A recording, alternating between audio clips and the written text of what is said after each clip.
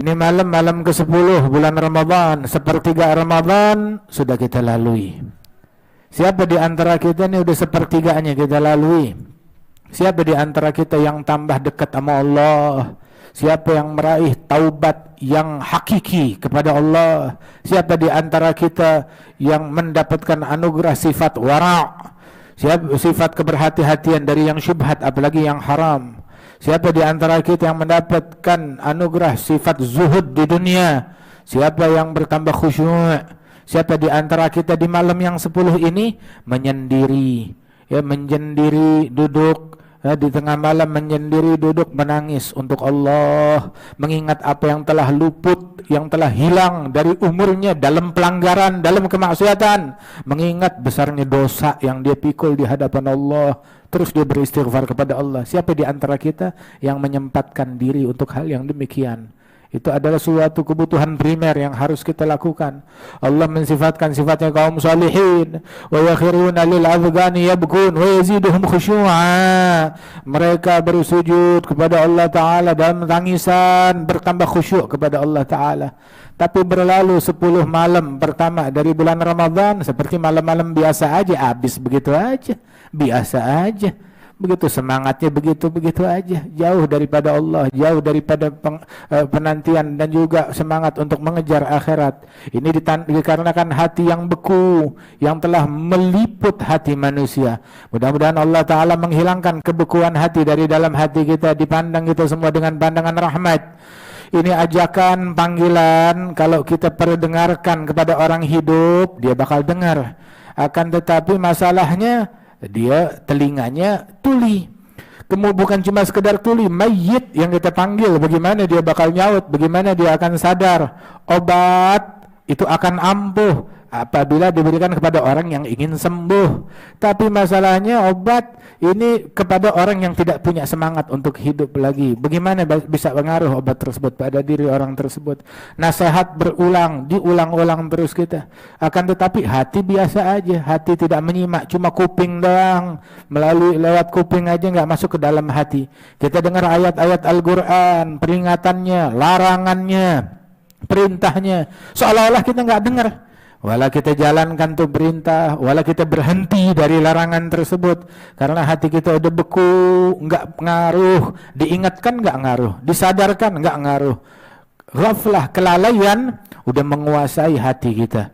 Mulai dari melek mata, subuh kita buka mata kita, hati kita, pikiran kita, anggota tubuh kita sibuk sama dunia. Semangat kita sibuk sama dunia, pikiran kita tenggelam dalam dunia, dalam ngumpulin dunia, dalam meraih dunia. Nabi Muhammad sallallahu alaihi wasallam beliau bersabda di dalam hadis, barang siapa yang pagi hari melek mata, semangat dia dunia, maka Allah Ta'ala bikin urusannya tercerai-berai dan dijadikan kefakiran depan mata dia. Kemanapun dia usaha, kemanapun dia ngadep, selalu kefakiran depan mata. Walaupun harta ada di tangan, selalu takut fakir, takut miskin, takut susah. Dan dunia nggak datang kecuali sesuai yang udah ditakdirkan oleh Allah Ta'ala. Tapi barang siapa yang ketika pagi hari semangatnya akhirat, maka Allah Ta'ala padukan semua urusannya dia, dimudahkan oleh Allah, dijadikan kekayaan di dalam hatinya dia. Kekayaan di dalam hati, dan dunia datang kepadanya dalam keadaan tunduk dan merendah di bawah telapak kakinya. Nah, masalahnya sekarang dunia nih membuat kita lalai, membuat kita lupa, membuat kita tertipu, menipu kita hingga kita nggak punya waktu buat akhirat. Manusia berlomba-lomba mengejar buat dunia, rela mengorbankan waktu-waktu mereka yang paling berharga di dalam mengejarnya, dalam ngumpulin, dalam mencarinya. Dan demi itu semua nggak peduli dengan yang haram, nggak peduli dengan akibat dan konsekuensi berupa hukuman dan siksa, azab dunia dan akhirat. Di belakang kehidupan ini ada kematian, di balik kematian ada akhirat, ada azab, ada perhitungan, dan juga kita semuanya bakal diinterogasi di hadapan Allah di hari yang panjang, di mana Allah Subhanahu wa Ta'ala bertajalli dengan sifatnya yang memberikan hukuman kepada orang-orang yang zalim. Orang yang zalim dituntut atas kezaliman yang dia lakukan, diambil, direbut, itu semuanya dikembalikan kepada orang orang-orang yang dulu pernah dia zalimi. Jangan kita merasa terbuai dengan kebaikan Allah, bilang kita maksiat, Allah nggak nyiksa, Allah nggak menghukum, Allah nggak mengazab, Allah menunda itu semua untuk besok di akhirat.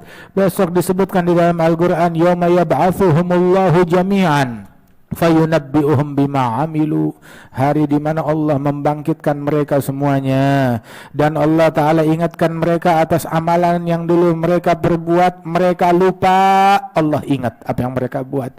Kalian semuanya dipantau, dilihat, ditatap, diperhatikan oleh Allah Ta'ala tiap saat, tiap waktu, selalu dipantau oleh Allah Subhanahu wa Ta'ala. Amalan kita tercatat dan terdata, gerakan kita terdata, diamnya kita terdata, kelirikan kita terdata, kalimat kita terdata.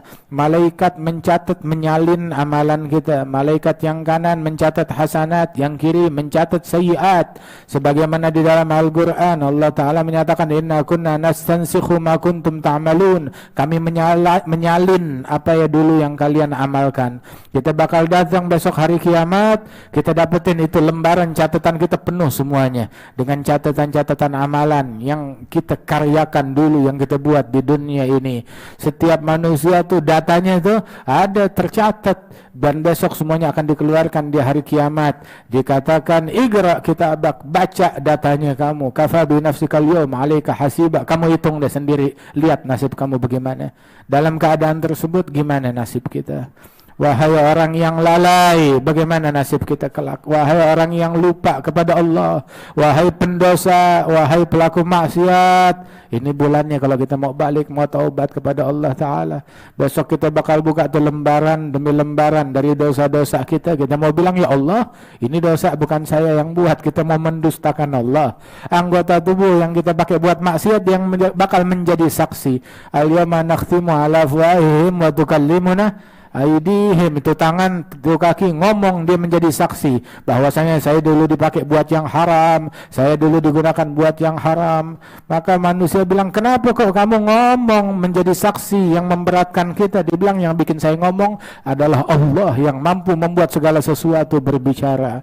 Semuanya itu adalah hal yang pasti terjadi besok di hari kiamat.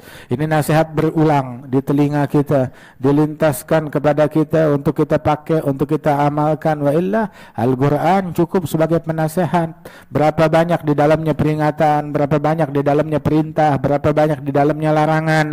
Orang cerdas cukup Alkitab, Al-Quran sebagai pemberi nasihat bagi dia. Akan tetapi kecerdasan kita cuma buat urusan dunia, urusan akhirat kita buta, kita bodoh. Semoga Allah Ta'ala memandang kita dengan pandangan rahmatnya, dibimbing kita biar kita bisa balik ke jalan Allah, ke jalan yang diridhai oleh Allah Ta'ala. Kita nggak mau ketinggalan gerbongnya Nabi Muhammad. Barang siapa yang ketinggalan gerbongnya Nabi Muhammad, ketinggalan gerbongnya aulia wa salihin. Barang siapa yang ketinggalan gerbongnya Nabi Muhammad, gerbongnya aulia wa salihin, maka dia bakal masuk ke dalam gerbongnya syaitan, dalam lokomotifnya syaitan. Jangan ada seorang pun dari kita yang memutus tali dan hubungannya dari Rasulullah Sallallahu Alaihi Wasallam gara-gara dosa. Dia terputus dari Nabi Muhammad gara-gara kemaksiatan. Sampai kapan kita tenggelam dalam ghaflah, dalam lalainya kita? Sampai kapan kita bebankan diri kita hal-hal yang kita nggak mampu memikulnya besok di hari kiamat berupa dosa-dosa yang ditonton oleh semua makhluk di padang mahsyar? Baliklah kepada Allah, taubatlah kepada Allah, siapkan bekal kita untuk akhirat. Mudah-mudahan Allah Ta'ala pandang kita dengan pandangan rahmatnya, dan Allah Ta'ala berikan qabul kepada kita.